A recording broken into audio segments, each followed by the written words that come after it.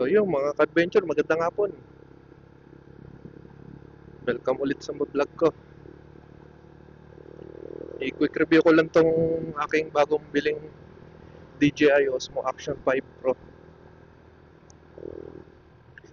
Linggo ko lang to nabili. Nung una talaga, ang bala ko talagang bilhin ay yung DJI Osmo Action 4 Adventure Combo. Kaso nung bibilin ko na sa SM, ang bala ko talaga bibili ng standard combo bago ibibili ng extra battery. Kasi ang habol ko lang naman talaga doon sa adventure combo ng Osmo Action 4, yung extra battery niya. Ang kaso,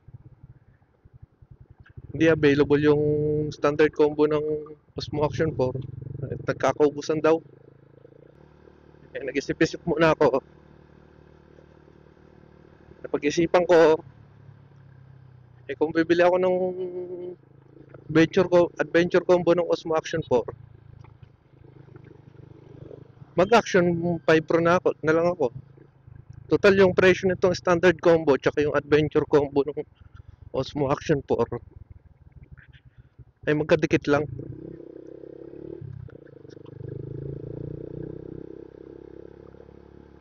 Mas latest tong Osmo Action 5 Pro eh. Parang December yata nilabas to.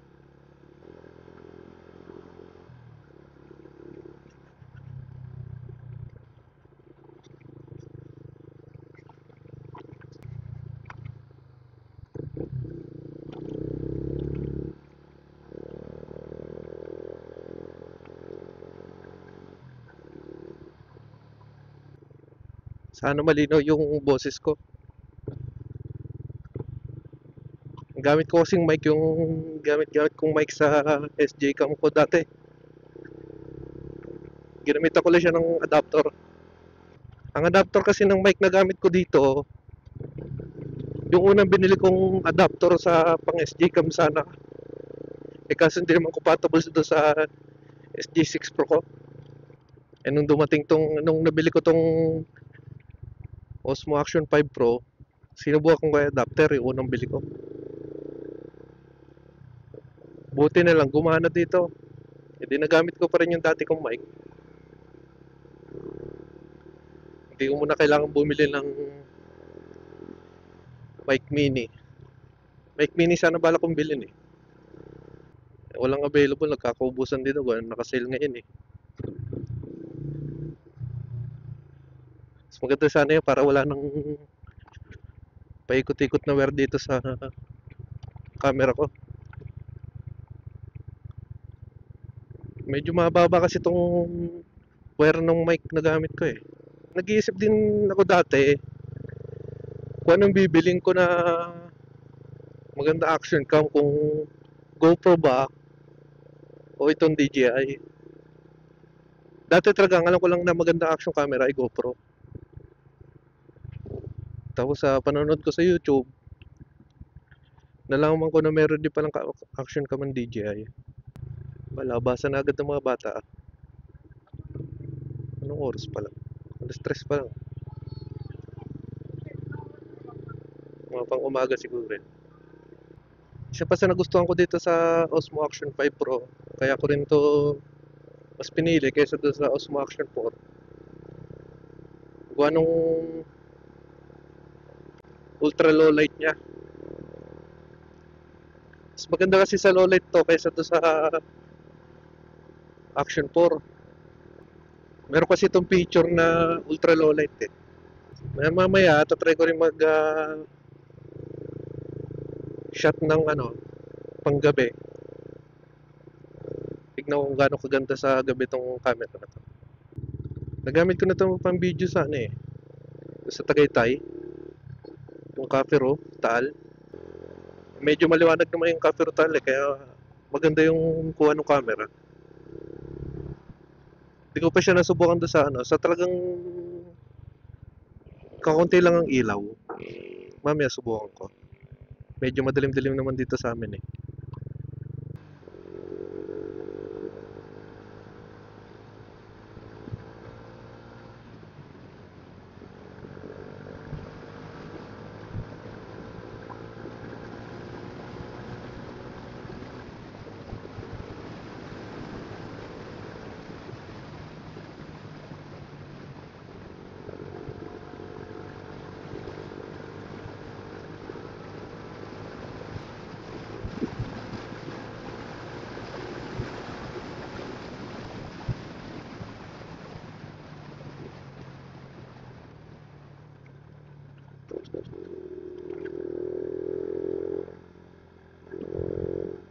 Whew, grabe solid.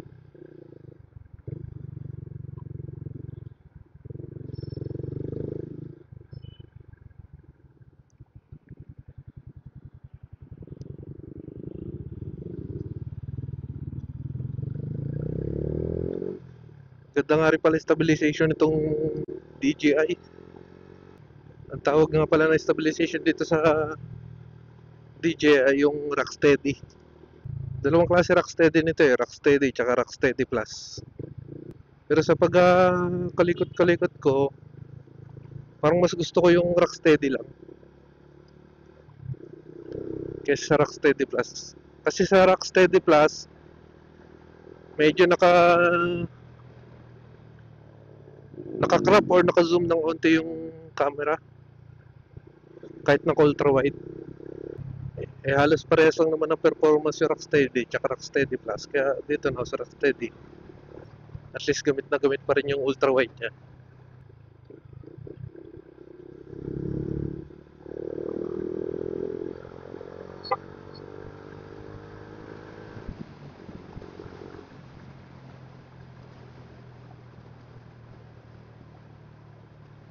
Ay mo pit ng side mirror.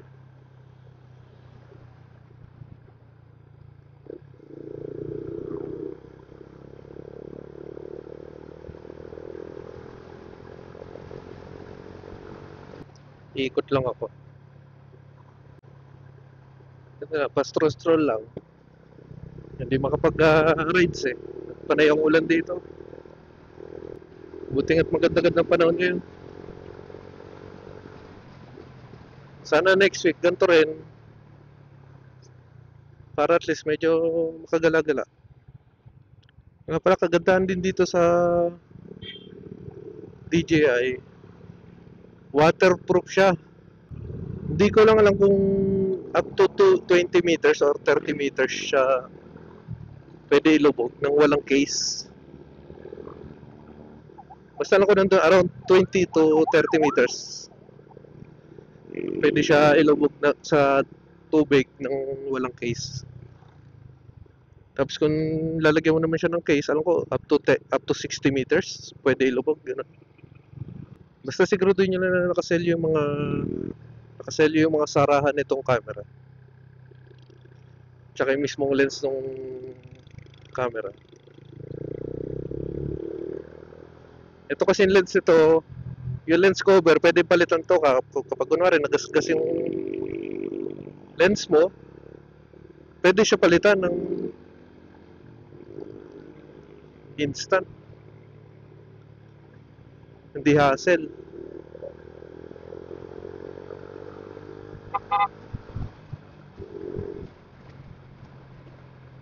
So far naman eh, hindi ko pa nasusubukan mga iba't ibang setting na tong camera.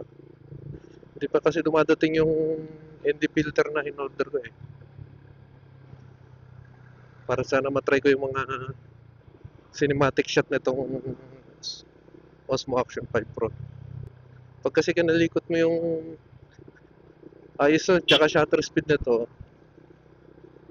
kailangan ng ND filter. Gawa ng exposure. Masyadong maliwanag. Sa ngayon na yung mga naka-auto pa lang ang settings. Ang binago ko pa lang dito yung color niya. Naka normal 10 bit ako. Ito nga palang Osmo Action 5 Pro. Tsaka yung Osmo Action 4, alam ko merong yung D-Log M 10 bit. Para saan nga ba ginagamit yun? Yun ay para sa pagko-color grading ng iyong video. Kadalasan gumagamit ng mga professional na sa pag-edit. Kasi ang ginagawa ng D-Log M10 bit, ginagawa niya flat ang color ng video mo. Tapos sa pag-edit, doon mo na lang siya i-color grade. Itutono mo yung kulay na gusto mo sa kuha mo. Kaya yung ibang mga kuha nung ibang motovlog mga cinematic, magaganda. Lalo sa mga golden hour, yung magaganda ang kuha nila. Lalo yung sa timpla ng kulay ng video nila. O kasi hindi ako mahilig mag-color grading Kasi hindi man ako marunong. Tama na yung mga pag-edit lang ng auto, no? Auto balance ng color, auto color correction, ganun lang mga ginagamit ko Bah, parang uulan. May napatak na ambon. Tambay muna ako doon sa Petron. Nakasaksa kasi yung ano ko mic baka mabasa yung saksakan. Delikado. Tigil muna ako saglit. Pag medyo tumila-tila naman,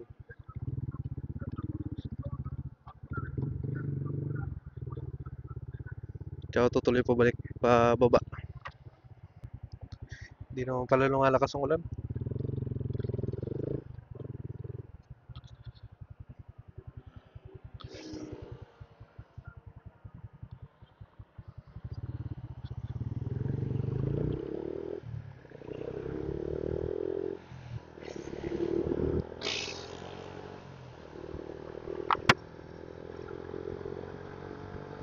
Ambon lang pala.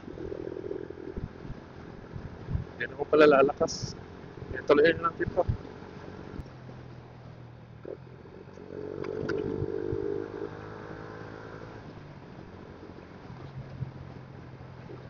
Pala ang gamit kong resolution dito sa camera ko, 2K lang. 2K over 60 FPS. Ayoko mag 4K kung anong masyado mabigat. Masyado mabigat ang file.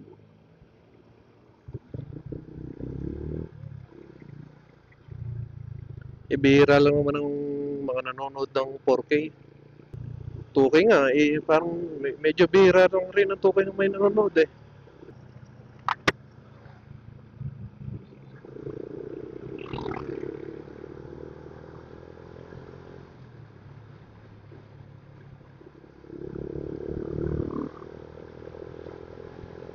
Makulimlim na naman ang panahon. Sana hindi na umulan pa hanggang next week. Halos araw-araw na naulan dito Pero hindi naman maghapon na ulan. Parang may time na paambon-ambon lang siya. Nga pala mga ka-adventure, kaya mas pinili ko din to kaysa doon sa GoPro. Kasi ang GoPro may issue daw na yung overheat issue niya. Kapag masyado na mataas ang temperature ng camera, tumitigil yung pag-capture niya ng video. Base sa mga review na napanood ko, itong DJI Osmo Action Cam, hindi naman daw nakakaranas ng ganun. Parang pinipigilan niya yung pag-overheat ng camera habang nagtitake ng video. Hindi ko alam ba't ganun, ba't may ganun ng GoPro. Tsaka hindi ko lang sure kung totoo ba yun, ano man lang. Pero ito talaga yung mas nagustuhan ko DJI talaga Okay, bago sa market, bago sa masa. Dati kasi kadalasan na gamit ng mga nagmo-motovlog GoPro lang Buti na naisasar ko pa rin ng maigi tong lens ng helmet ko. Palit kasi ako ng chin mount Yung mount dito sa helmet. Unang using gamit yung dinidikit lang. Nung pagtagal natanggal din. Habang nakakabit yung camera. Buti na lang hindi nalaglag sa kalsada. Ang gamit ko na ngayon yung mount na distrap, yung naka-strap siya, edi mas matibay. Walang kaalog-alog at kagalaw-galaw.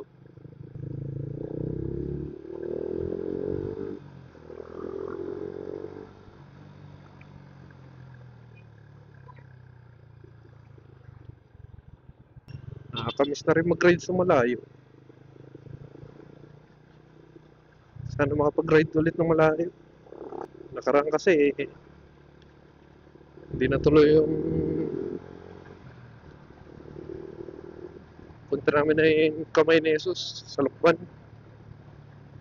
Nang bigla naman nag-uulan. May bagyo. Ngayon baka hindi na naman ulit namin matuloy ang ng konti na lang budget Baka dito na lang kami mag-ride sa may People's Park, sa Palace in the Sky, sa may Tagaytay. O kaya dyan sa may Kaibiyang Ternate. Medyo malapit-lapit lang muna konti. Tsaka kaya di rin ako makapag-ride sa mga nakarang nagdaan ng mga buwan. Buwan nang wala sa kondisyon yung motor ko. Di ba't yung shock ko nga, hindi ko pa mapapalitan noon. Buti ngayon, napalitan na. Tsaka bagong change oil ko to Yun na ba natatakbo? 1,000 na May leo pa, kalahati pa. Bago mag-change oil ulit. So, yung tune up naman ito 2,000 pa. Siguro kada 10,000 baka mag-tune up ako. Kasi medyo may katandaan na tong motor ko May 5 taon na rin to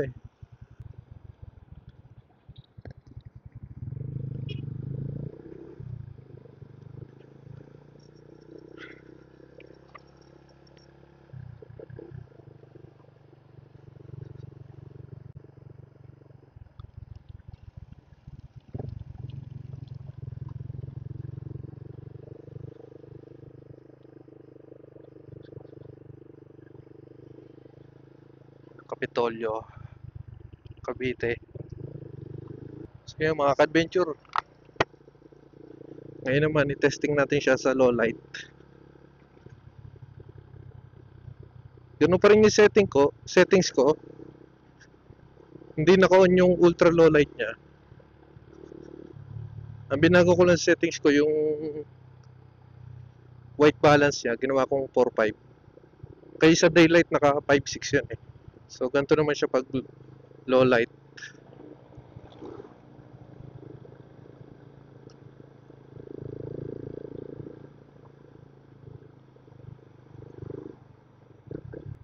Ito ako dadaan sa bayan para medyo maliwaliwanag para makita nyo yung itsura niya sa kunting ilaw tsaka kapag marami-rami ilaw. Mamaya mag-iisang ikot ulit ako mamaya para subukan naman yung isa i-on ko yung ultra low light niya para makita nyo yung difference. Napansin ko kasi pag naka-on yung ultra low light niya, mas bluish yung ano niya, yung video. Pero mamaya matitignan natin. Lapit-lapit na rin pala magkaroon ulit ng Christmas tree lighting dito sa Cubs. Mga bandang November yan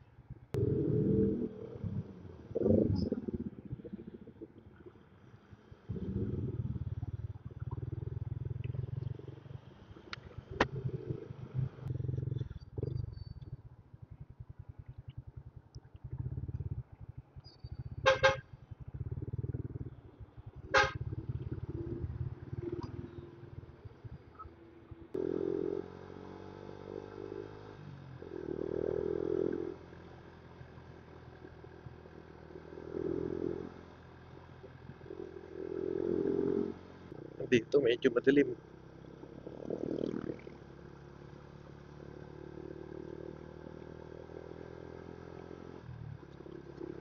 Sana maganda-ganda pa din ang kuha dito.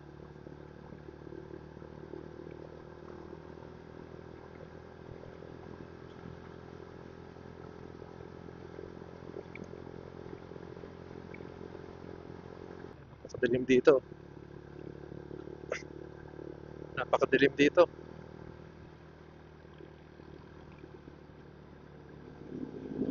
Isang side lang yung may street light.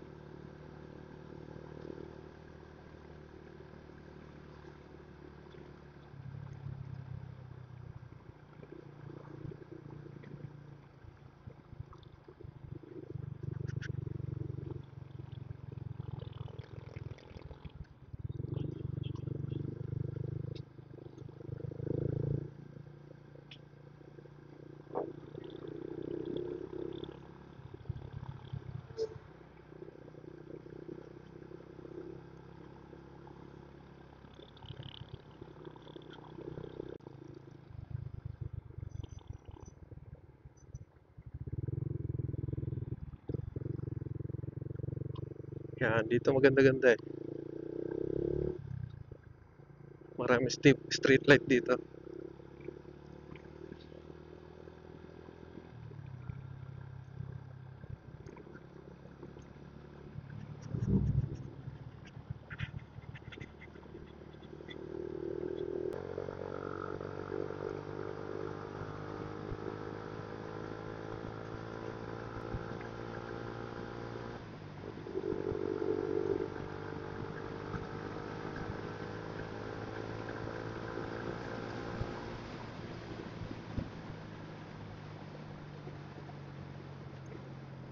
Putik.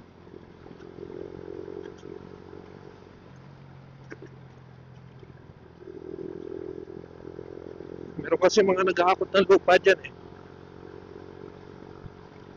Hindi ko alam kung matatawag ba na Korean. Yan, so dito lang tayo. Kaya sobrang dilim na dun eh. Pipita tayo.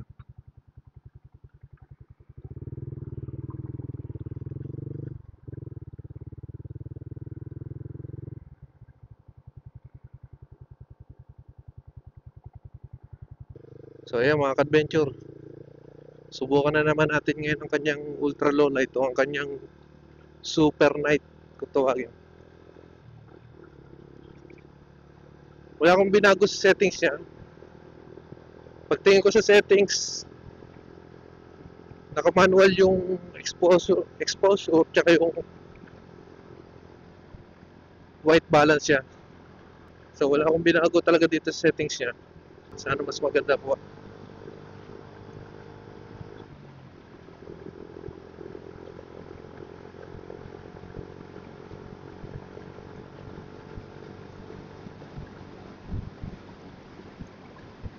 Kayo na humusga mga ka-adventure kung ano pinagkaiba nung super night na to tsaka yung sa normal setting niya lang pagdating dito sa gabi.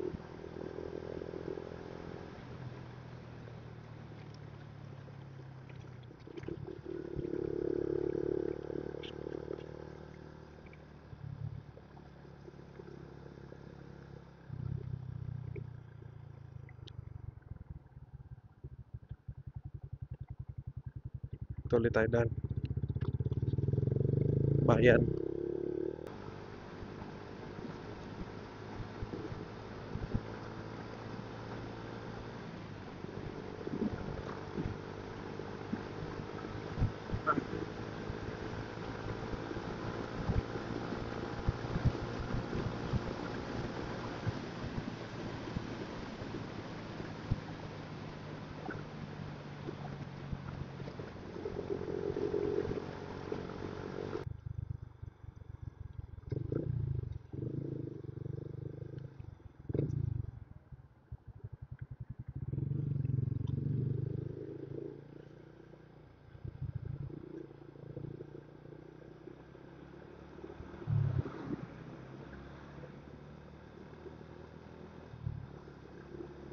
So yun mga ka-adventure. Hanggang dito na lang ang quick review natin. Kasi sa susunod na hanggang sa susunod na vlog na lang ulit mga ka-adventure. Sana makapag-ride sa kami next week. Mag-iingat kayo palagi. Ride safe mga ka-adventure.